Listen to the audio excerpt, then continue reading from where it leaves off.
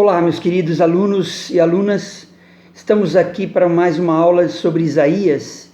Hoje eu quero destacar o Isaías do capítulo 7 e o capítulo 8.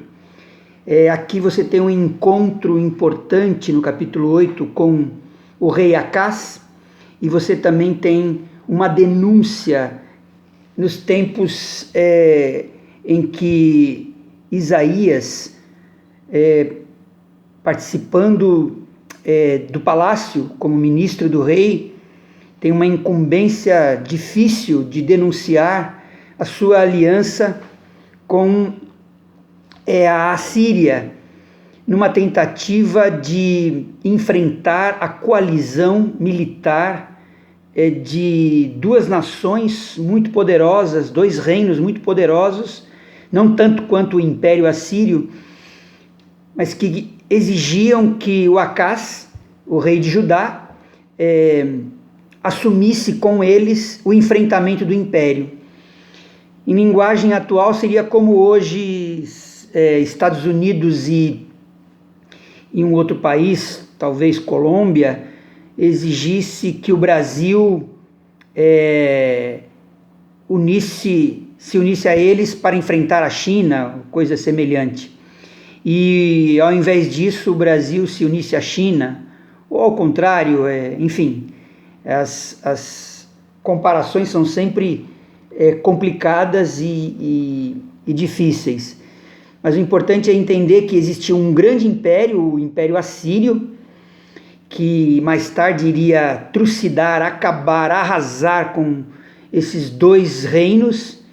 E isso, de certa forma, foi prenunciado por Isaías, porque Isaías assume uma posição contrária ao do rei Acaz, mesmo sendo seu ministro, mesmo estando a serviço dele, e pede que ele não assuma essa posição contrária aos reis da Síria e de Israel, nessa coalizão chamada e conhecida pela história, que realmente aconteceu, coalizão sírio-efraimita, ou sírio-israelense, ou israelita, contra a Síria, e que vai exigir um posicionamento do Acaz, de Judá, e esse posicionamento é contrário, aliança à Síria. O Acaz quer pagar tributo, e vai pagar tributo, e exigindo ainda mais do seu povo, mediante a submissão ao rei, ao imperador da Síria. No primeiro momento parece ser a postura mais correta, mas a nação Judá está totalmente polarizada, dividida, parece o Brasil de hoje, em relação a essas atitudes, a essas decisões. E o Isaías toma uma atitude inusitada, parece aparentemente maluca, doida, não faça nenhuma coisa nem outra. Está muito claro no capítulo 7. Mantenha-se onde você está, sem aliar-se nem ao império e nem à coalizão contra o império. Acredite em Deus, acredite em Javé, e não use as armas, prepare o seu exército para esse enfrentamento. E termina um momento muito forte desse capítulo 7 de Isaías se você não crer nisso, não sobreviverá. Enfim, e ainda em seguida diz que Deus é Emanuel, o que significa Deus é conosco, Deus está conosco. Queria então concluir nesse sentido com duas mensagens. Primeiro, a de que Isaías não toma uma atitude qualquer, impensada.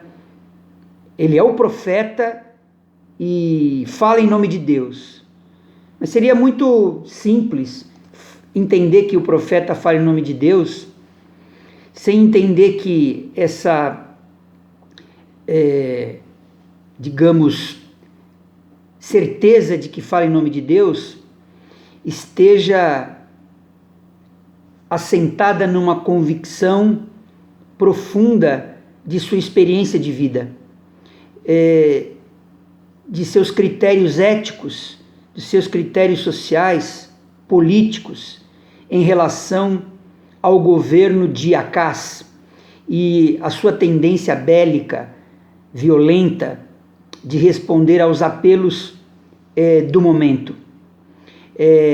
A fé isaiana, aliás, um autor e um livro que é o mais citado no Novo Testamento, pelo menos 65 vezes, não é à toa, é devido exatamente ao caráter pacifista desse profeta. E o seu pacifismo não é um pacifismo simplório, sem noção, como pareceu no primeiro momento aos seus contemporâneos. O pressuposto é a sua base social, é a sua experiência de fé na lei, na Torá, é a sua experiência que tem como base a preocupação com as crianças, com as mulheres, com os órfãos, com as viúvas. É a preocupação e a aliança que ele concebe a partir de sua fé em Javé com os mais vulneráveis, mais frágeis da sociedade. Aqueles que não têm como empunhar armas para se defender. Por isso, sua ideia e sua defesa é não participar da guerra. Nesse sentido que ele usa seus filhos como símbolos da vontade de Deus, tanto no capítulo 7 quanto no capítulo 8. Seus filhos são uma denúncia de que a coalizão será um saque rápido, destrutivo, ocasionará uma destruição total do Reino do Norte, uma destruição total da Síria. E é o que, de fato, acabou acontecendo. E o seu segundo filho é sinal, nesse encontro com Acaz, que ele o leva para dizer que um resto voltará. Esse é o significado do nome do segundo filho.